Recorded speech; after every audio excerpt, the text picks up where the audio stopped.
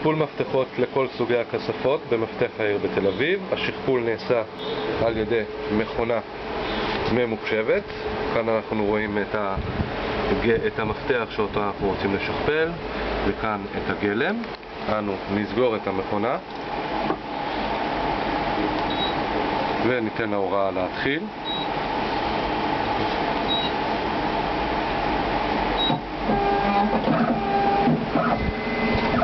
כרגע המכונה תקרא את המפתח על ידי קרן הלייזר. היא למעשה קוראת את העומקים. ברגע שהיא מסיימת, היא תשכפל את המפתח, כל זאת ללא מגע יד אדם, אשר מקטין את הסיכויים לתקלות בשכפול. כאן אנחנו יכולים לראות את המפתח כבר מגיע לחיתוך.